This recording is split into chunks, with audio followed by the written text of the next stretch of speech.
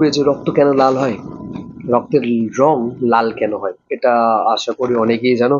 তাও তো বলবে যে অনেকেই জানোও না। ঠিক আছে, কেন হয়, কেন আমাদের রক্তের রং লাল হয়, এই রক্ত আমাদের কি কি কাজ করে।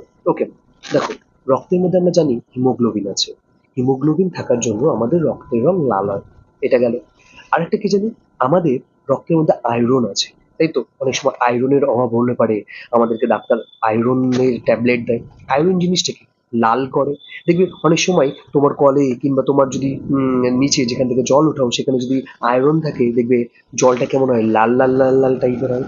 তাহলে কি, একটা হচ্ছে হিমোগ্লোবিনের জন্য, দ্বিতীয়ত কি দেখলাম সেটা হচ্ছে আয়রনের জন্য, তৃতীয় নম্বর কি, অক্সিজেন।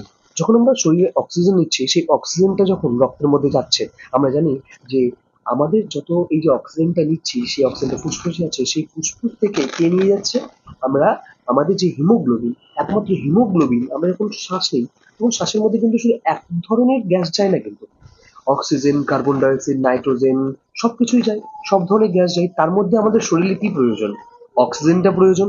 এই অক্সিজেনটাকে কে বেছে নেয়, সেটা হলো আমাদের হিমোগ্লোবিন বেছে নেয়। একমাত্র হিমোগ্লোবিনই এই অক্সিজেনটাকে চিনতে পারে। ওকে, তো সে চিনে কি করে আমাদের গোটা শরীরে নিয়ে যায়। আর যখন এই হিমোগ্লোবিন হিমোগ্লোবিন যখন এই যে আমাদের অক্সিজেনটাকে রক্তের মধ্যে নিয়ে যায়, অক্সিজেনের সাথে যখন যায়, তখন কি সেটা বেশ লাল লাল লাল লাল ভাব দেখায়।